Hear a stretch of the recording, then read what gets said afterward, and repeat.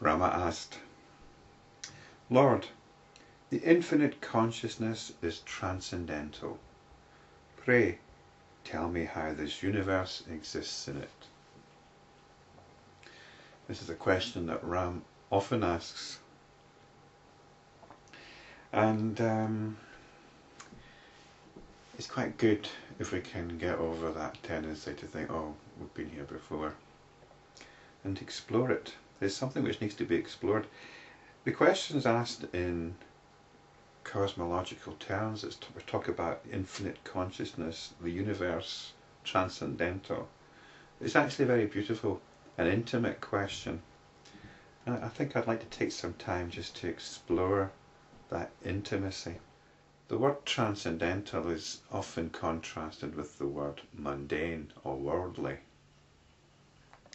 as if it's something beyond. And it is, it's beyond notions of worldliness. Another word that's often used to contrast the word transcendental is immanent.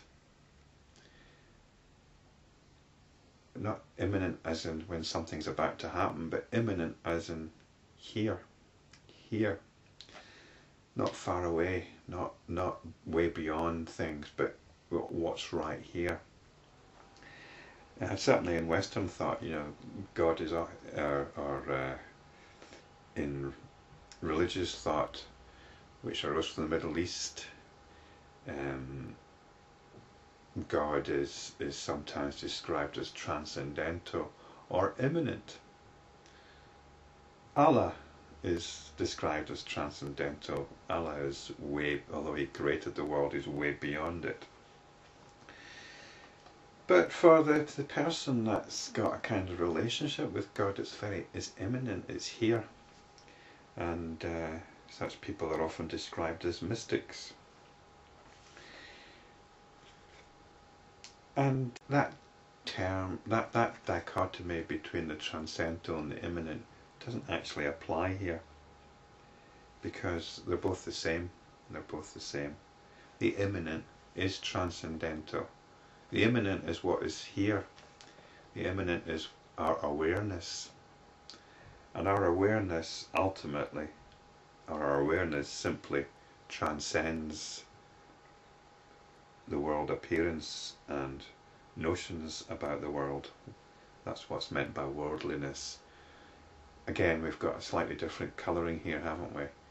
People are spoken of as worldly or as spiritual. And what that means is the contrast between people that are engaged in activity or people that are engaged in introspection and thinking. That's not the contrast here. It's not about a value system. It's about our awareness and where we're letting that awareness go. From the point of view of the Yoga Vasistha, we don't want the awareness being caught up with things out there or things in here. There's no difference. It's transcendental in itself. It transcends both the inner world and the outer world.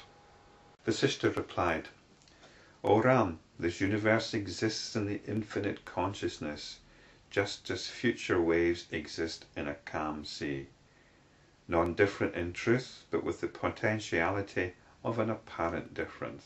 The universe exists in the infinite consciousness, just as future waves exist in a calm sea. In a way, this fits in with the quantum picture of the universe, that everything exists in a state of potential, just as the waves exist in the calm sea, or the potential for waves exist in a calm sea.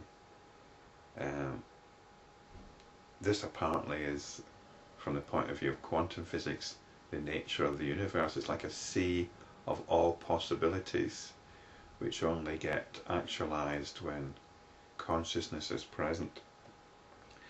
So it's quite a remarkable simile. And this word infinite, infinity, is quite a mind-boggling word, isn't it? It's a word which we can't really conceptualize. This idea of just counting 1, 2, 3, 4, and all the way without ever ending. And we've got a name for that. It's infinity, even though it's never ending.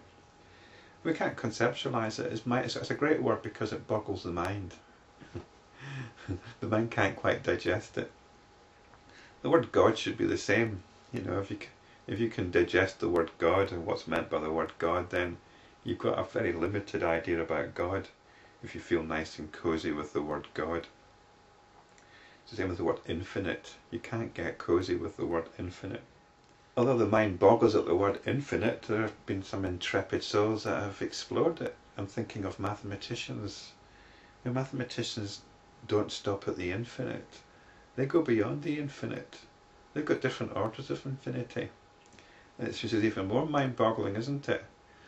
You know, for example, I expressed infinity as just counting forever, 1, 2, 3, 4.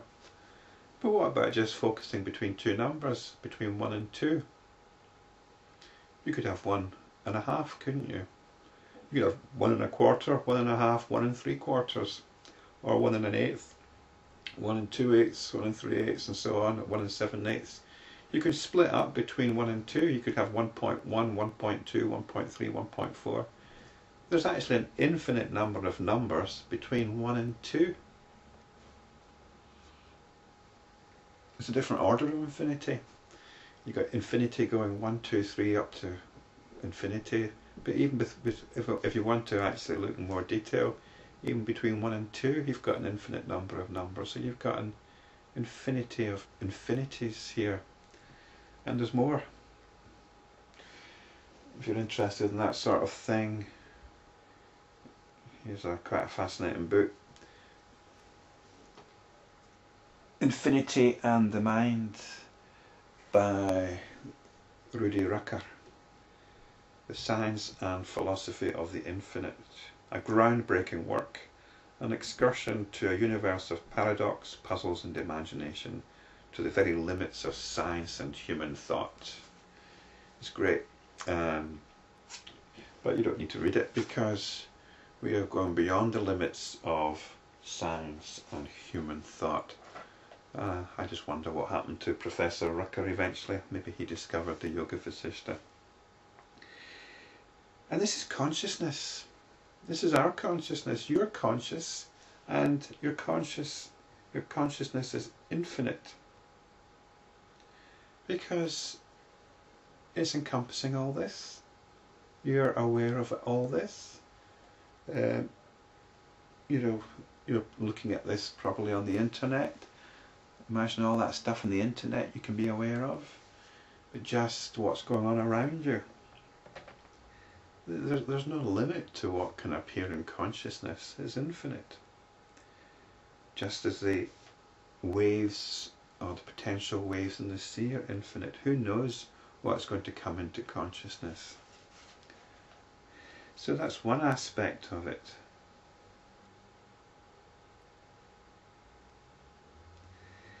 The infinite consciousness is unmanifest, though omnipresent, even as space, though existing everywhere, is unmanifest.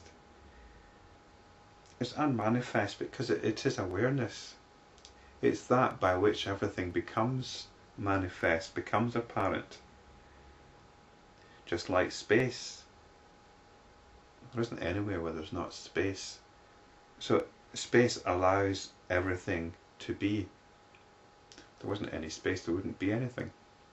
So space actually allows things to exist. And this is what consciousness is like. Consciousness is like space in the sense that it allows awareness.